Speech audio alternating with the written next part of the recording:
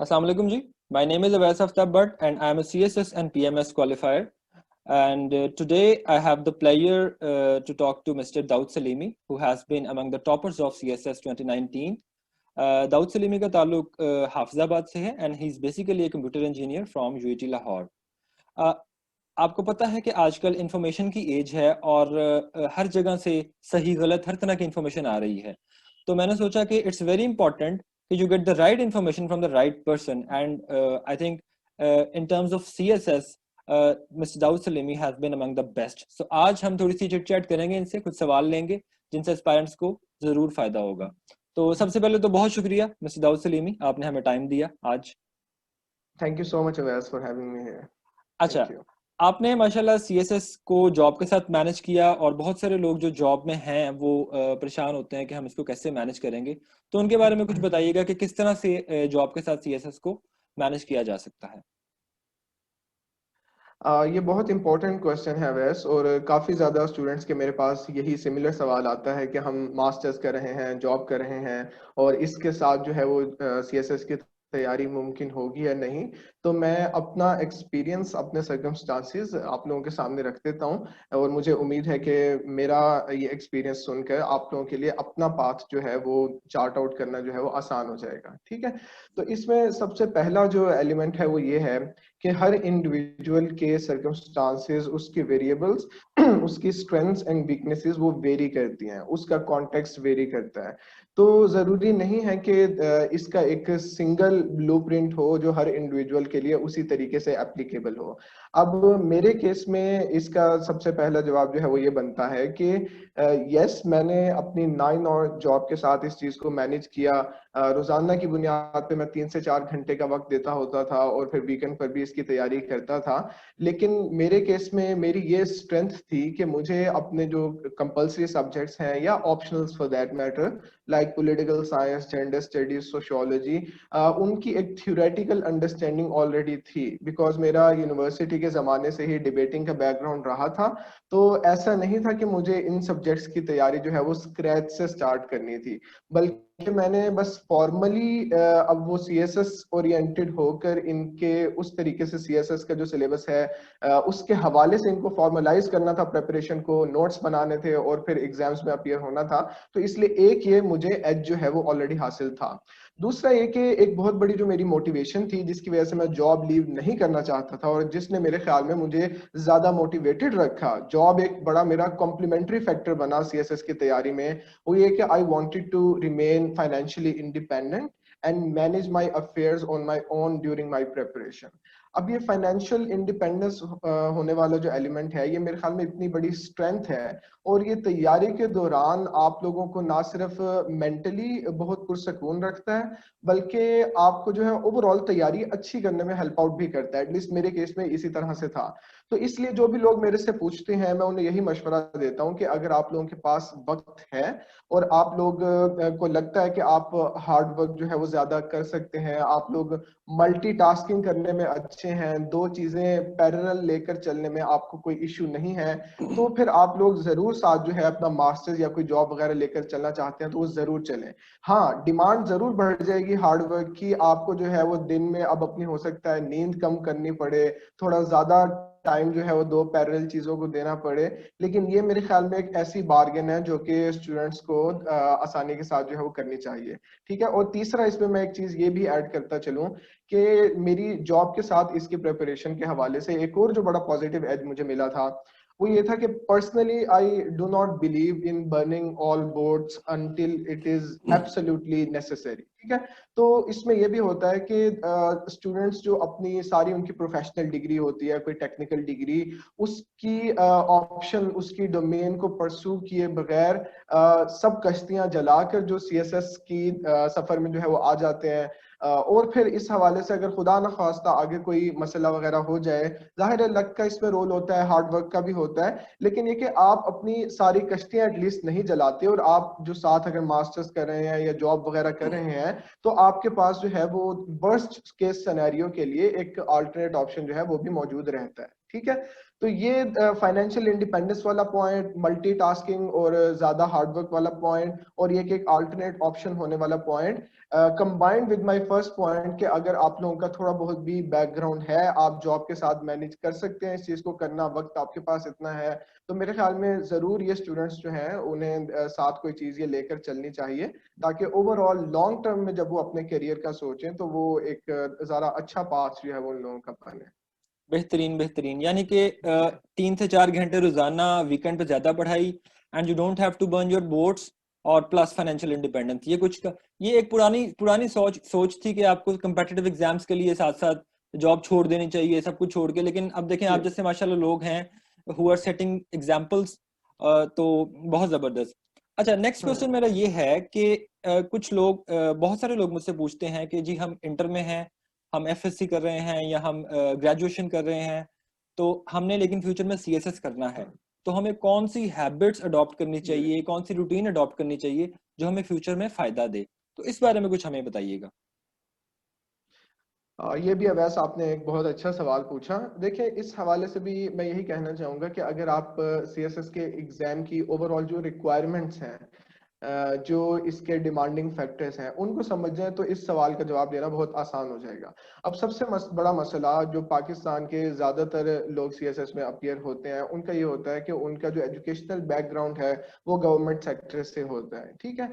अब उसमें उन्हें जो एक डिसएडवांटेज कह लें या थोड़ी बहुत शॉर्ट कमिंग कह लें जो फेस करना पड़ती है, वो ये कि उनकी जो इंग्लिश है वो यूजुअली इतनी उनकी स्ट्रेंथ नहीं होती, उन्हें इंग्लिश बोलने में लिखने के हवाले से जरा मसाइल का सामना करना पड़ता है जो लोग गवर्नमेंट सेक्टर के बैकग्राउंड से आते हैं। तो एक अगर हैबिट स्टूडेंट अपनी ये डेवलप कर सकते हैं और जिस पे थ्रू आउट वो अपनी स्टूडेंट लाइफ में काम कर सकते हैं, स्पेशली यूनिवर्सिटी में जो कि बेसिकली ग्रूमिंग का एक हब होता है। और मैं भी एक सरकारी यूनिवर्सिटी से पढ़ा हूँ, उसी तरीके से मैंने सरकारी इदारे से अपनी एफएससी भी किया है।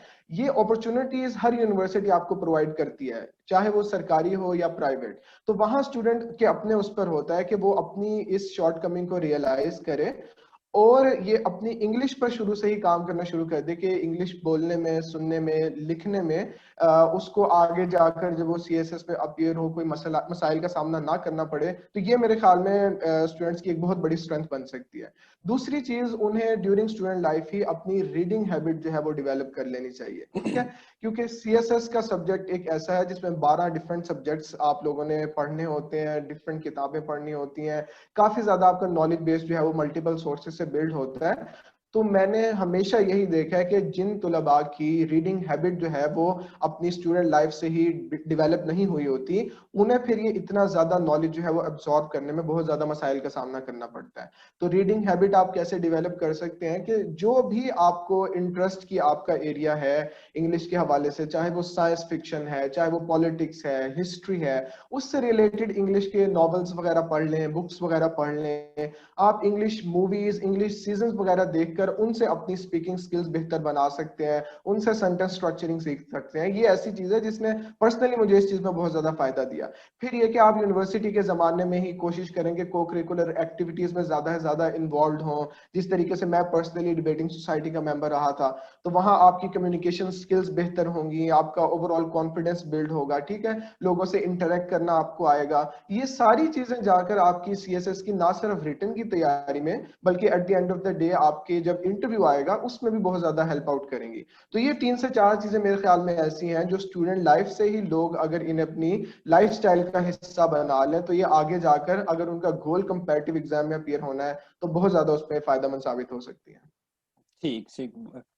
अच्छा, so reading habits coupled with time management skills, और अपनी डिग्री के साथ साथ चीज़ों को कुछ लेके चलें, कुछ टाइम मैनेजमेंट स्किल्स वगैरह को लेके चलें, तो ये हमें फ्यूचर में हाँ, फ़ायदा दे को सकता है। करिकुलर को co-curricular curricular activities activities. और इंग्लिश भी स्पेशली। जी। ठीक है ठीक है।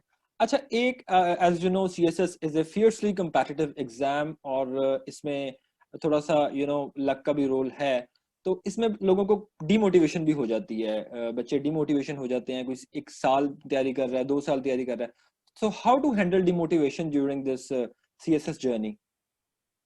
अच्छा, इसमें एक सबसे पहली बात तो मैं ऑलरेडी जो है वो शेयर कर चुका था अपने पहले पॉइंट में ही, कि इसको आप लोगों ने अपनी जिंदगी का जीना मरना जो है वो नहीं बनाना, और ये बहुत अच्छा आपकी मेंटल और फिजिकल हेल्थ को मेंटेन करने के लिए, आपको मोटिवेटेड रखने के लिए ये एलिमेंट का बहुत ज्यादा रोल है कि जब आप साथ एक जॉब वगैरह कर रहे हैं उससे आपको फाइनेंशियल इंडिपेंडेंस हासिल है।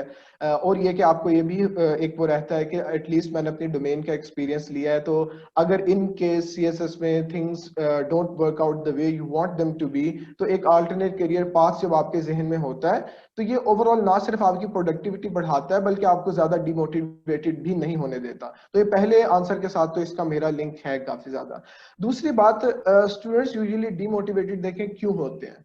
जब वो अपनी यूनिक स्ट्रेंथ्स पर नहीं खेल रहे होते, ठीक है। तो ये मुझे सबसे, और उसमें फिर जब वो प्रिपरेशन कर रहे होते हैं तो काफी ज्यादा उनके ऐसे पॉइंट्स आते हैं जहां वो अपना बेस्ट नहीं दे पाते, अच्छे से उनकी तैयारी नहीं हो पाती, जिसकी वजह से वो अपने लो पर जाते हैं। तो ये मैं हर स्टूडेंट को रेकमेंड करता हूँ कि आप थोड़ा सा सेल्फ इंट्रोस्पेक्शन का प्रोसेस अपनाएं, बैठकर सोचें, अपने पीयर से, टीचर से, वालिदैन से, अपने दोस्तों के साथ डिस्कशन करके अपनी स्ट्रेंथ्स और वीकनेसेस आइडेंटिफाई करें, और अपना जो पाथ है प्रिपरेशन का वो इस तरह से बनाएं कि आप अपनी यूनिक स्ट्रेंथ्स पर खेलें।